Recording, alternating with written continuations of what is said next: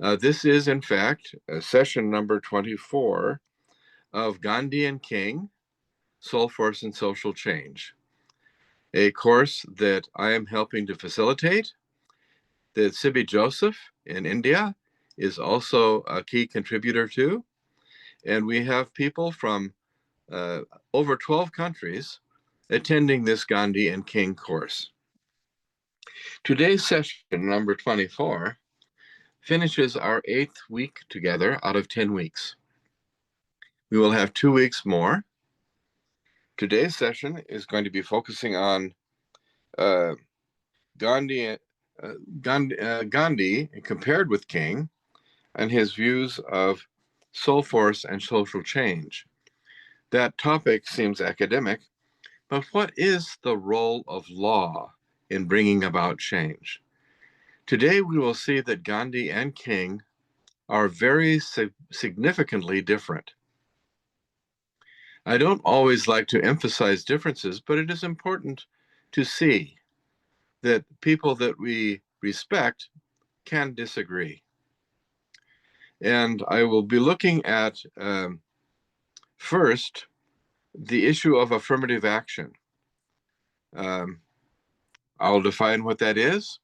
It relates to the 1964 Civil Rights Act, and we will discuss that. I will also be looking at voting rights in the United States. King's Voting Rights Act of 1965 made a substantial difference and certainly laid the groundwork for helping to elect the first African-American president of the United States, Barack Obama, in 2008. But there has been change since 2008 and also since Obama left office. And it is disturbing in many ways how these key pieces of legislation King fought so hard to achieve are now being cut away. And as we will see, this helps to explain the rise of Donald Trump, who has been a big part of the cutting. Okay? So this is kind of a very political day for our session. I hope to take no more than 40 minutes. And I also hope that we may have breakout sessions, depending upon how many people we have. Here is the first slide, which we can use to keep ourselves organized. But before I begin on the slide, let us remember that yesterday we discussed how Martin Luther King was killed. April 4th, 1968. He was killed largely because many people thought that he was a traitor to the United States. They thought that because he had come out against the war in Vietnam, and he has, in a speech, described the United States as the arch anti-revolutionary force in the world. He had described the United States as having strayed away from its own dreams, its own promises, and fallen into the trap of racism, economic exploitation, and militarism. You recall that yesterday we discussed how King was organizing, at the time of his death, a poor people's campaign in Washington, D.C., that would close down the capital of the United States through massive civil disobedience. He was physically going to close down the capital until the Congress, the legislative body of the United States government, until Congress passed a Bill of Rights for the disadvantaged that included things like a guaranteed annual income, health care for all, education through college paid for all who could not afford it, open housing, which would allow people to live any part of the United States in any neighborhood of their choosing without racial discrimination. King was becoming a revolutionary. The first thing I need to say in continuity from yesterday is that none of King's Bill of Rights for the disadvantaged have been accomplished. None of them. His assassination ended the civil rights movement as we know it. Leaders continued, people were inspired by King, and of course we will discuss that more next week. But the movement ended, the efforts to bring about this Bill of Rights for the disadvantaged effectively stopped. And this is a very sad thing to me. This helps to explain why in 1968, 1 out of 4 African Americans lived in poverty. 3 times more than the white American population. 1 in 4 African Americans, only 1 in 12 white Americans in 1968. Now it is 2025. Today, all these years later, 1 in 4 African Americans live in poverty. About 1 in 11 white Americans live in poverty. In other words, economically, there has been no significant change as a whole. The whites-only signs at the restaurants are down. Racial barriers that are by law, de jure, by law discrimination, are ended. But the practice of discrimination, de facto discrimination, in practice discrimination, continues. And economically, the situation of Black Americans has not significantly changed since 1968. That, I think, is important for us to see as a whole. Again, today, about 1 in 4 African Americans live in poverty, and over 50% of African American children live in poverty. That has not changed. Now, the Civil Rights Act of 1964 that was fought so hard to achieve and signed into law by President Johnson, a Democrat, was extremely powerful. That Civil Rights Act included prohibiting discrimination in voting requirements, discrimination in public schools and private schools, and public accommodations like restaurants. It prohibited discrimination in hiring, promotions, and firing of all employees in a business of 15 or more employees. It prohibited discrimination based upon race and other factors. What happened to that Civil Rights Act? Well, I think we need to understand politics in the US heavily depends upon who is in the presidency. So, for example, when President Johnson was still in the presidency, the Civil Rights Act was trying to be enforced. But when Richard Nixon, a Republican, came into office, followed by Ford, followed by others, Republican after Republican president did not like the Civil Rights Act of 1964. And while the law is still on the books, it is still in place, it is not well enforced. You need to understand that in the United States, there is an office called the Department of Justice, which is led by the Attorney General of the United States.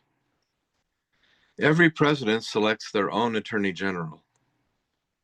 The Attorney General has a very large staff in the federal government, and the Attorney General decides what laws to more carefully enforce, what laws to not be so much concerned about devoting resources to. When Republicans have been president, which has been over half the time since 1964, Republicans do not much enforce the Civil Rights Act of 1964. So let us keep that in mind. Back to this slide and back to what might be a very controversial discussion amongst us in this class today.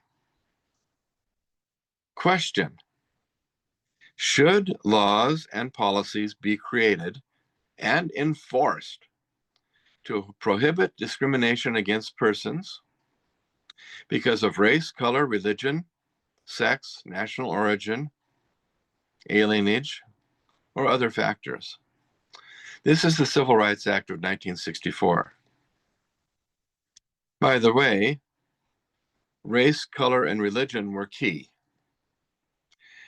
Sex or gender was added to the law as a joke. At the time of the passage of the 64 Civil Rights Act, there was a U.S. Senator by the name of Strom Thurmond from South Carolina who was a segregationist, and he did not like the law.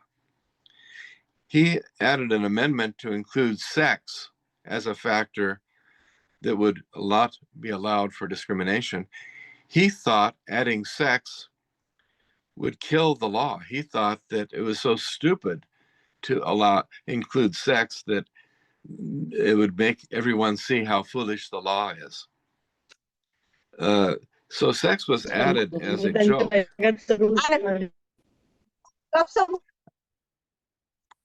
National origin means where you were born. Alienage means your heritage, where your family comes from. So I just want you to be aware. Sir, the question is really, should we have laws to enforce the prohibition of discrimination? Sir, can you please repeat the last 2 or 3 sentences about where you were born and the others? Well, national origin means where you were born. So example, you may be a U.S. citizen now, but perhaps you were born in Mexico. You should not be discriminated against because you were born in Mexico. Alienage means where your family heritage comes from. So perhaps you are from India and you're a U.S. citizen. Perhaps your parents were U.S. citizens, but your heritage comes from Tamil Nadu. Alienage means you should not be discriminated against because your family heritage comes from Tamil Nadu in India. So the Civil Rights Act of 1964 was not just about race. You see it? The law prohibited discrimination because of all of these factors: race, color, religion, sex, national origin, and alienage. And that is why I printed it here in this handout, so you don't have to frantically take notes. Okay. So, but it's okay. You can still take notes. Nidal, it's okay. Nidal is from Lebanon, and much of this information is very new to you and to others, I think. Yeah, about the United States, yes. But the idea of what President John Kennedy suggested was affirmative action, that idea of preference, is not only a U.S. idea. In India, it comes in the form of reserved positions. for people of disadvantaged backgrounds. In Europe, it sometimes takes the form of quotas, where you have a certain number of positions in a university reserved for people of certain backgrounds. So the idea of giving preference to people who have been systematically discriminated against in the past, to give preference to them systematically in the present as a way of overcoming the systematic discrimination of the past. That idea is worldwide. Many countries have that idea. In the United States, it came to be known as affirmative action, positive action. Now, before we get to see what has happened to it, I have arguments here, which I think you will see show where Martin Luther King and Gandhi, the two people we are covering in this course, may have some disagreements. In answering the question, often or usually yes, Martin Luther King Jr. would argue, we need positive preferential legal action to overcome past systemic discrimination,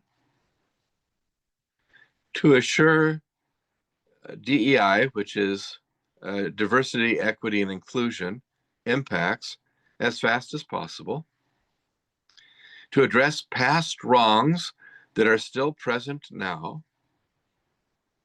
to serve underserved populations.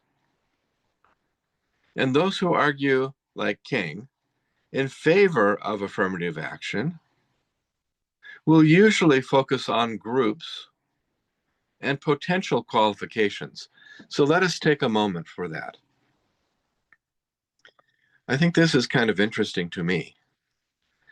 People who argue for affirmative action, for preferential treatment, say groups like Adivasis in India, like African Americans in the United States, groups have been systematically treated poorly in the past.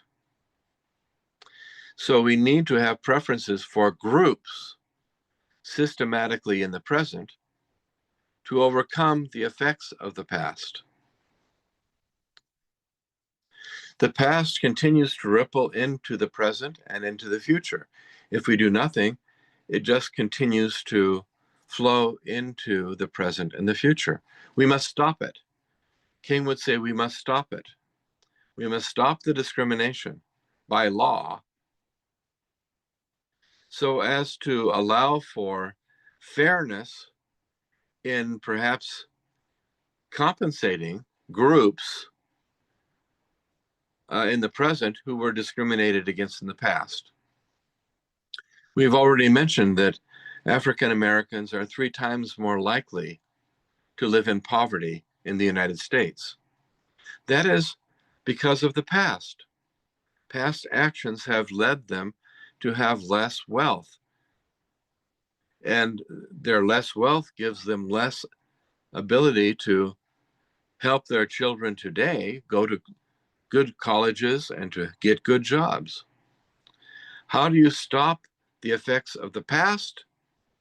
King would say, in the present, you must systematically include people, at least for a period of time, until greater equality has been achieved. Well, what about merit? What about hiring people on merit?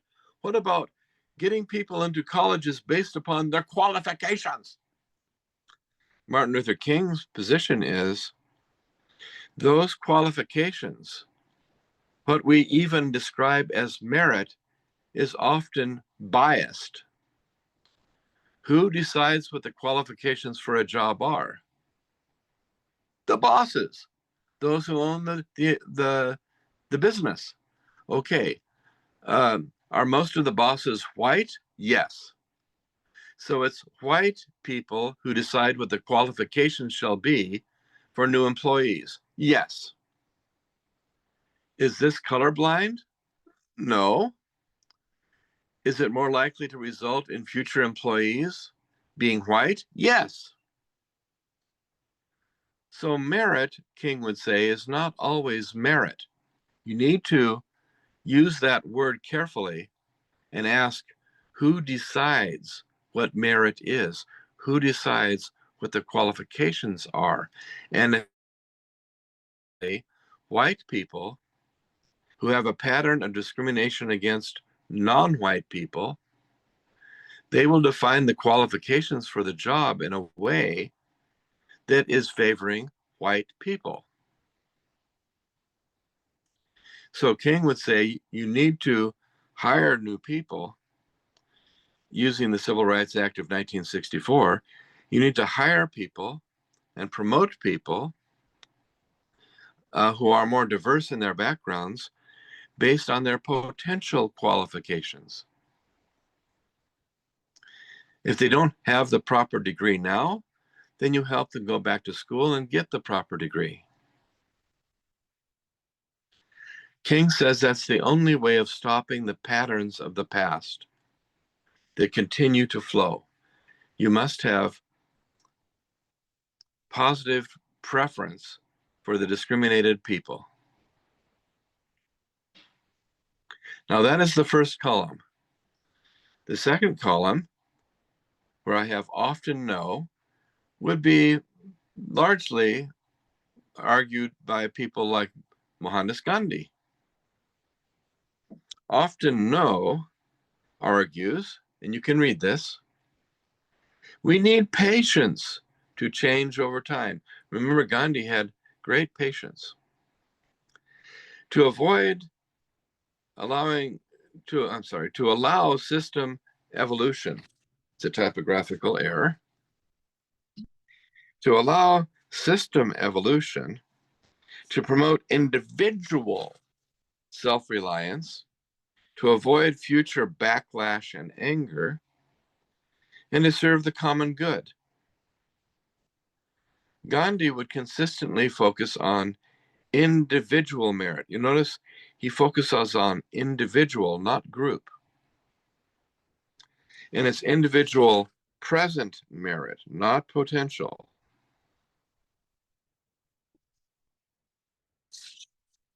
And we can see this in Gandhi, as, for example, he fasted to oppose separate electoral districts for people that were known as untouchable, Dalit people today.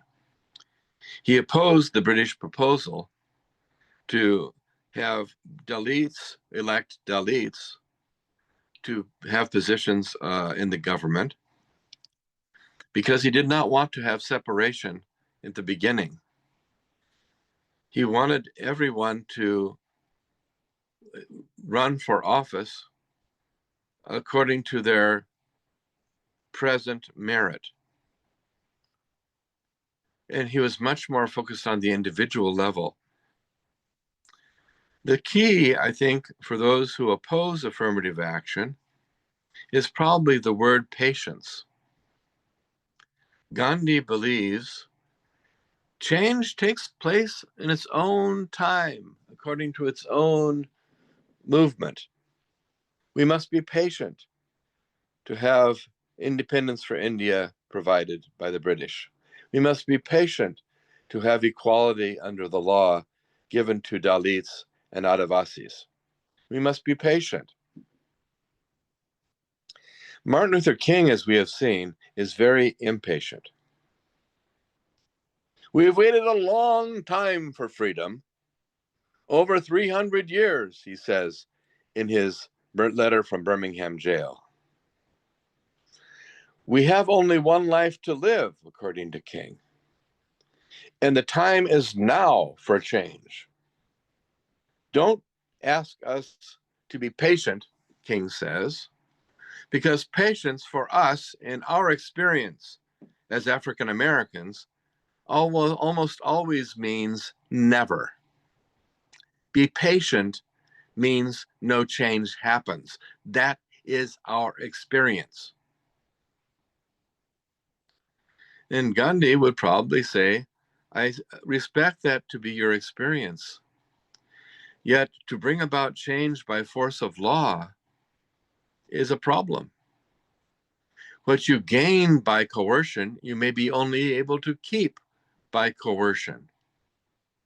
As we saw in Gandhi's strategy of satyagraha, the objective is to minimize coercive force, to literally convert the opponent with your suffering. Through the power of love, we will bring about change in individuals, and that will, according to Gandhi, eventually, if we are patient, bring about system change. But once again, King is going to say, don't talk to me about patience. Patience is simply something that those who have power want us to have because they don't want us to give, that have the same equality and give the same rights that they have. So King is saying, not patience. We use law. We enforce law. We bring about change from the top down by bringing down the barriers and the walls that divide us. So on this issue of affirmative action, whether we should give preference or reserved places for people in disadvantaged backgrounds, King says mostly yes. Gandhi says mostly no. So this is a good issue for us to think about and discuss too.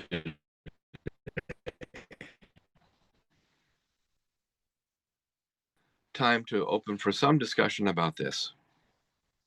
In the United States, in this slide, you can see affirmative action was created as an idea by President Kennedy and was later encouraged by President Johnson. It began effectively to be enforced in 1965 under President Johnson.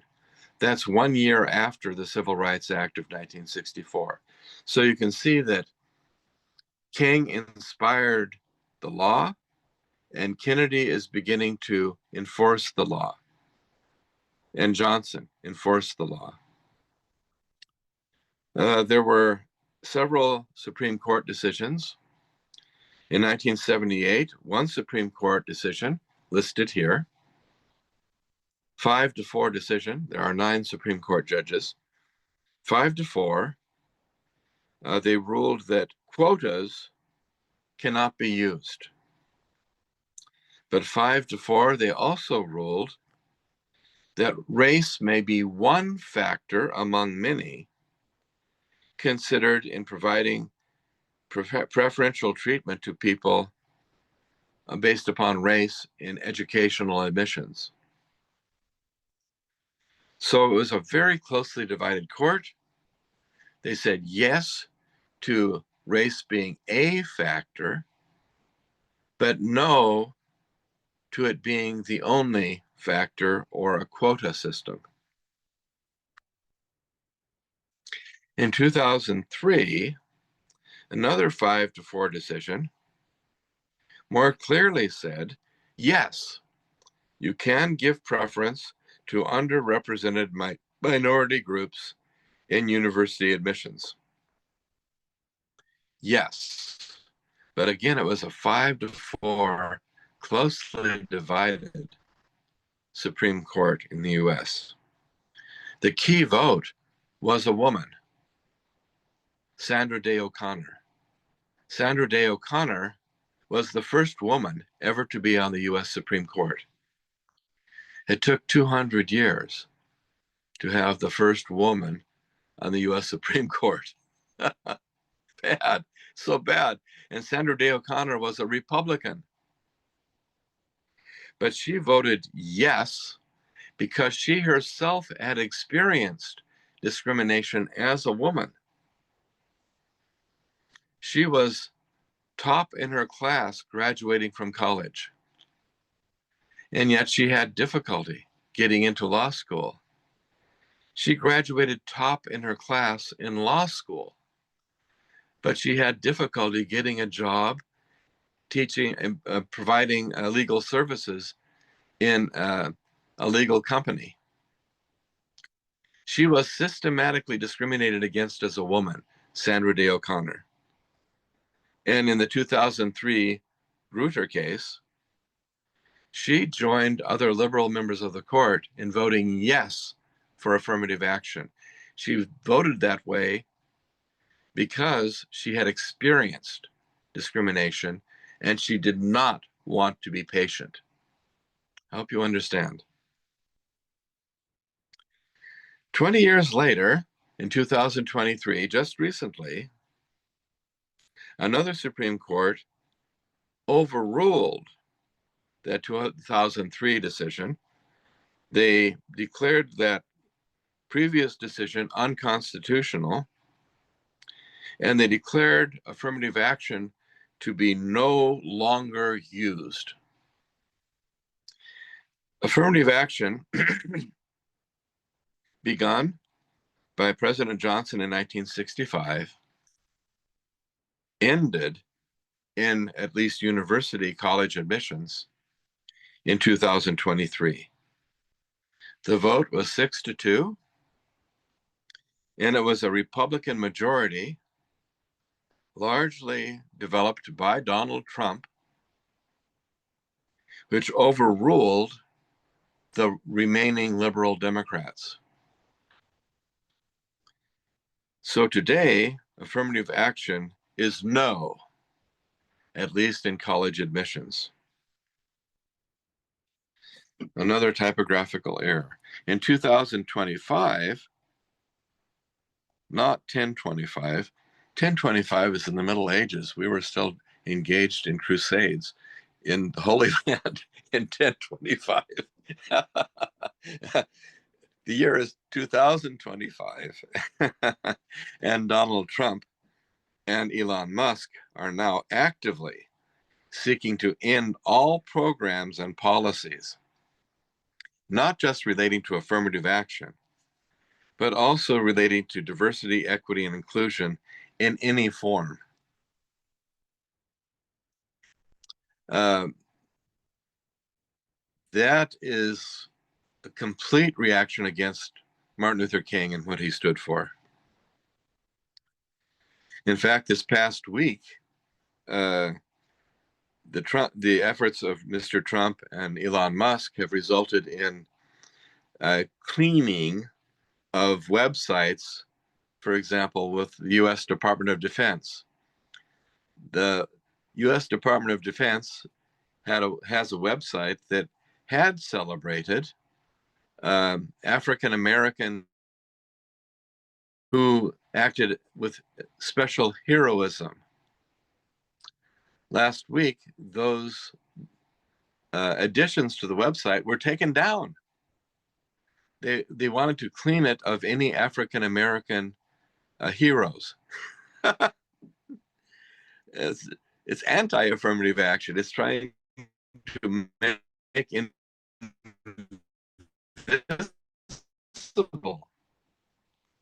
the accomplishments of African Americans in the past in the military.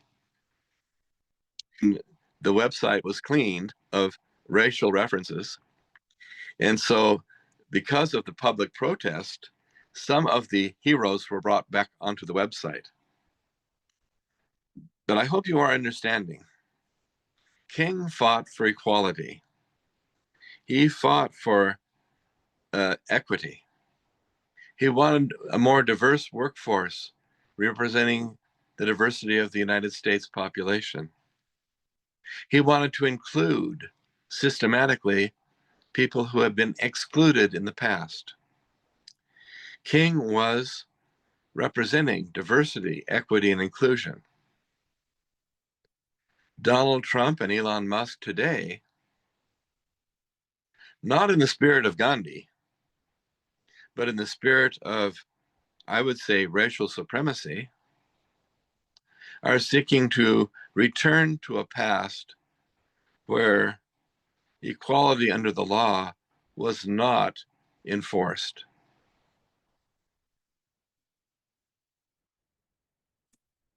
At this point, you can see the Civil Rights Act of 1964 had a very substantial impact for about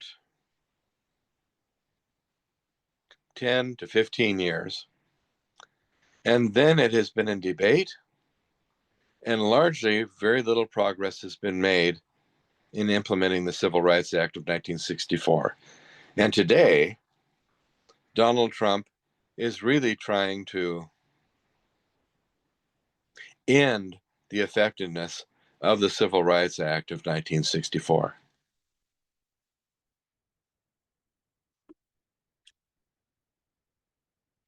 Any comments about this?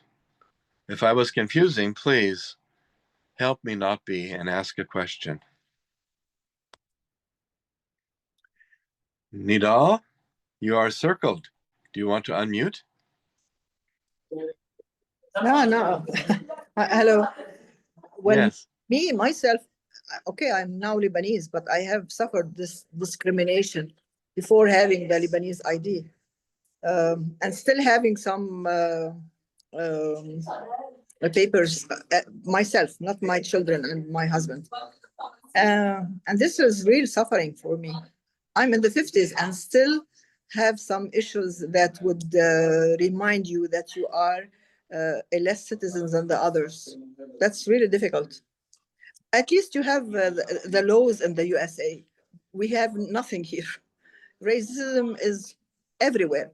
This is why when you say something about racism in the USA, I don't feel something new for me, because I believe that all people are racist for a certain level.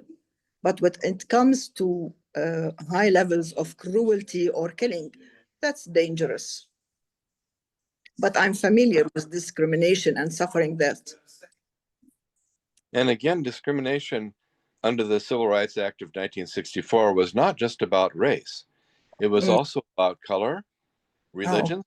Could not discriminate against someone because they are Muslim.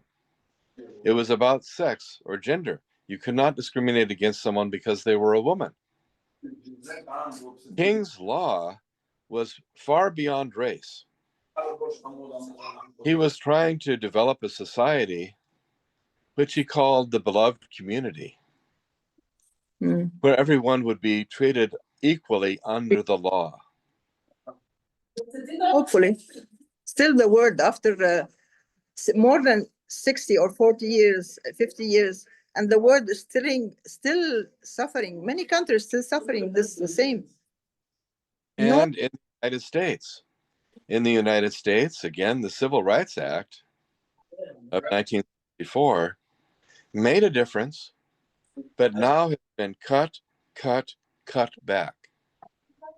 And those who are currently in power, Mr. Trump and Elon Musk, they are not wanting to enforce this law. But sir, what do you think about people that want to take the ID and they have a national, you said, background from other countries, but they are not good educated, for example, they are criminals, or they are criminals, or they're not doing well in society. I don't know if that is fair for everybody to have the same way of treating them, especially for the ID or being a citizen, for the civil rights. That's a questionable thing. Because you raised a good issue. I had mentioned that what is merit, M-E-R-I-T, merit, what are your qualifications, is often not an objective thing. It is a list of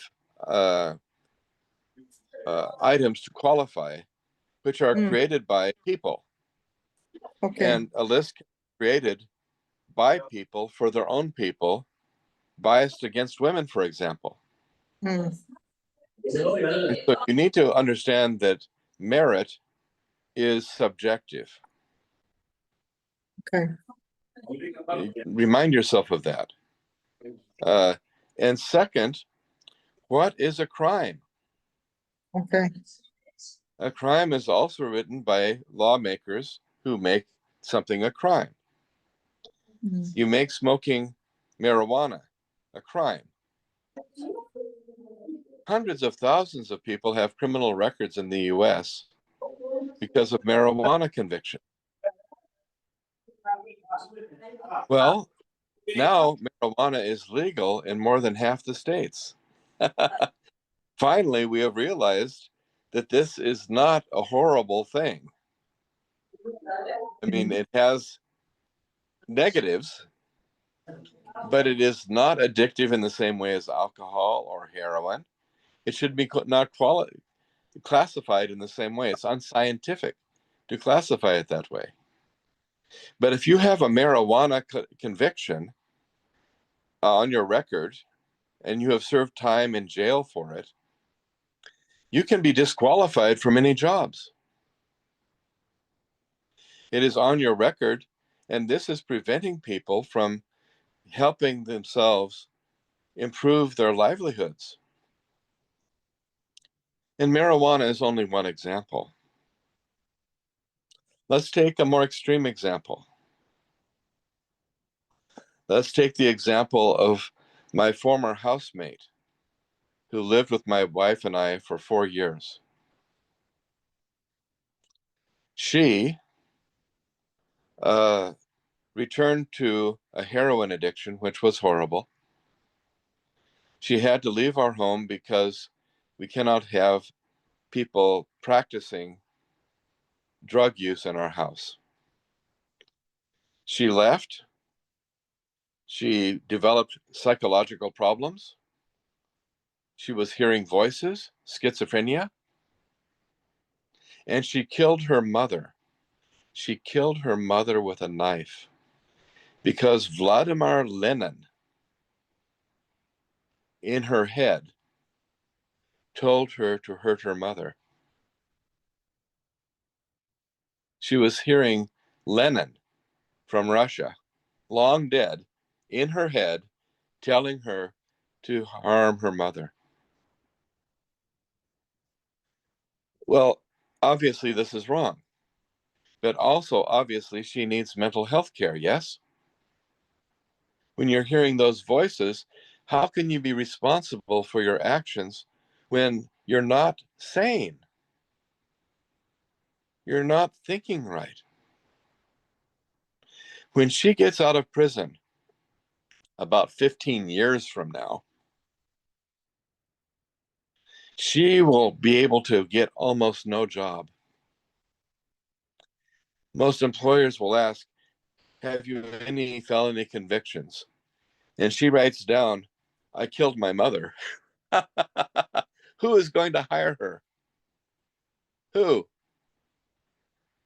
She is not only condemned to prison for her mental illness, she is condemned to a life of poverty because employers will not employ her. Do you see that? It's a lifelong sentence to her for her mental illness. And by the way, I visited with her last week. My wife and I went to the jail. We go about once a month to see her. She is on medication. She is functioning quite well. Um, she is having the treatment that she could not get before because she had no health care. Because Martin Luther King's demand for all Americans to have health care has never been realized. If I'm raising my voice, if I'm a little angry, I hope you can understand why. Because here's a person who tragically killed her own mother, who would be protected under the Civil Rights Act of 1964 should have been given health care under the Bill of Rights for the disadvantaged. But in no case will she be able to, in the future, when she is released from prison, have a good life, not without the help of her friends.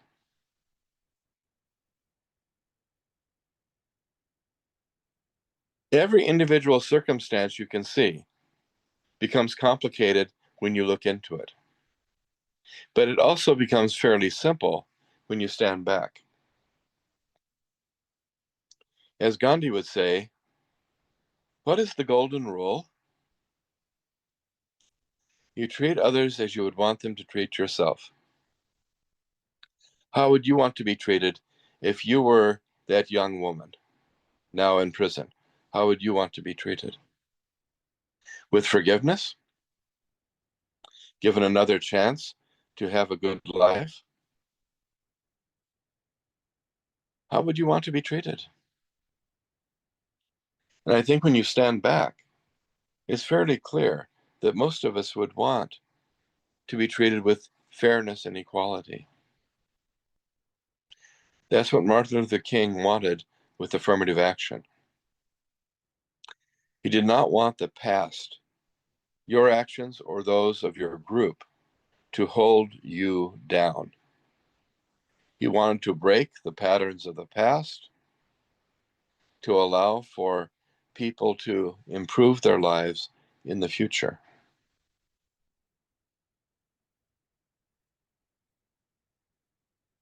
I personally do not want discrimination against people with criminal backgrounds. That's radical, yes? I'm not saying that someone who is currently dangerous should be invited into my home. I'm not that stupid. If someone is mentally ill now and is a danger to others now, I don't want hurting my wife. On the other hand, their past is their past. If they have managed to go beyond their past, as far as I'm concerned, they should be in my home. They should be allowed. What do you think, Idal? What about the rest of you? Well, that's the dangerous part. The level that you measure this, if it's dangerous or not, that they would change or not. That's critical. Yeah. That's the difficult part. I think so. Even if the law or the civil rights laws accept them or not. Well, That's, to not forgive, to not include, to continue to punish people for actions that they may have undertaken 20 yeah, years ago, yeah, to do that also has consequences. yeah. That's the point. Yeah, that's the It point. may make them have no other choice to Yeah, survive. They will go back to crime. yeah, yeah, If I can't get a job, then I will go back to stealing. yeah. You And that's can't happening. you must give people opportunities to Yeah. change. Otherwise, you have a system that continues to produce the same problems. Well, here we think that in the USA they have the opportunity, but in the Middle East they don't. It seems that they don't have the opportunity anywhere. Well, let us just say that racism, sexism, certainly bias against people with criminal backgrounds is very widespread. Mm, And uh, these contribute to ongoing problems in the future when we do not include them, allowing them to have a job, allowing them to get an education, yes.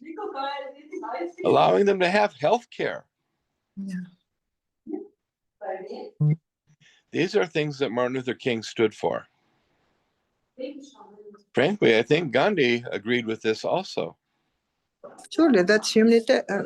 Every human would accept that, But the difference is, and this is the big difference, should you use law enforced to include such people? Yes or no?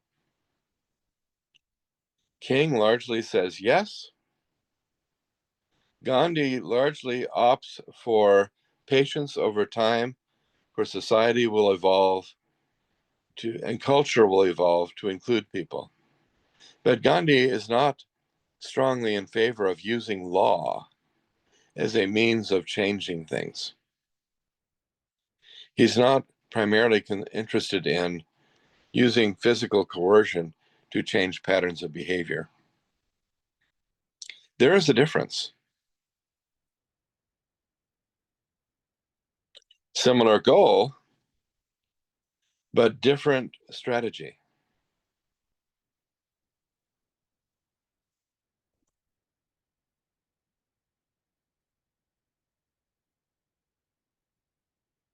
Now, we're about at a time where I think we need to have either chat rooms, 2, 4, 6, 8, 10. We can have 2 chat rooms. And we will not get into the voting issue.